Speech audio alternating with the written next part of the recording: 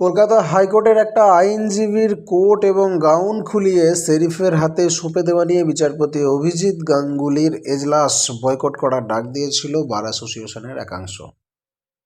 মঙ্গল এবং বুধবার এজলাসে আসেননি বিচারপতি অভিজিৎ গাঙ্গুলি, যেটা আপনাদেরকে ভিডিও দিয়ে জানিয়েছিলাম, কিন্তু অলরেডি জয়েন করেছেন বিচারপতি গাঙ্গুলি। একটু পুরনো নিউজ আপনাদেরকে জানিয়ে দিচ্ছি। বৃহস্পতিবারে তিনি এসেছিলেন এজলাসে। এজলাসে বসে বিচারপতি গাঙ্গুলি জানান বেলা 1:30টা নাগাদ তিনি 2 নম্বর বারে যাবেন, সেখানে গিয়ে কথা বলবেন, তবে সরি বলতে বা দুঃখ প্রকাশ তিনি করবেন না, তা স্পষ্ট করে দেন বিচারপতি। আইনজীবী প্রসঙ্গে কেন কঠোর সিদ্ধান্ত নিতে হয়েছে, ঠিক কী ঘটেছিল এবং কোন পরিপ্রেক্ষিতে ঘটেছিল তা তিনি বলবেন। বিচারপতি গাঙ্গুলি আরও বলেন, আপনারা সবাই আমার ভাই, কোনো যাতে ভুল বোঝাবুঝি না থাকে তাই চাই।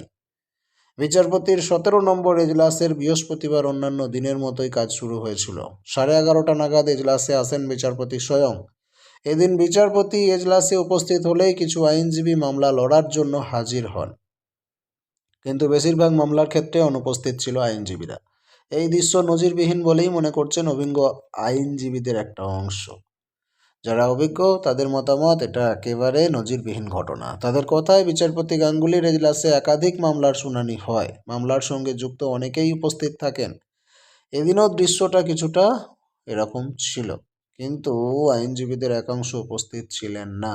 এদিন 3টে মামলার ক্ষেত্রে মামলাকারীরা স্বয়ং বিচারপতির কাছে সওয়াল করলেও অন্য 2টো মামলাতে সওয়াল করেন আইনজীবীরা।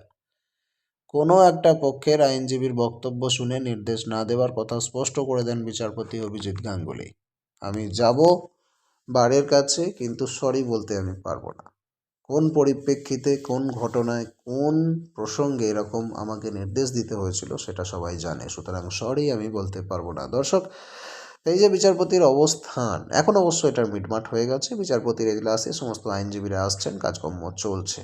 এই যে অবস্থানটা নিয়েছিলেন বিচারপতি অভিজিৎ গাঙ্গুলি, আমি সরি বলতে পারবো না, তা এটাকে আপনি কীভাবে দেখছেন? ঠিক মনে করছেন না ভুল? ব্যক্তিত্ব হিসেবে বিচারপতি গাঙ্গুলি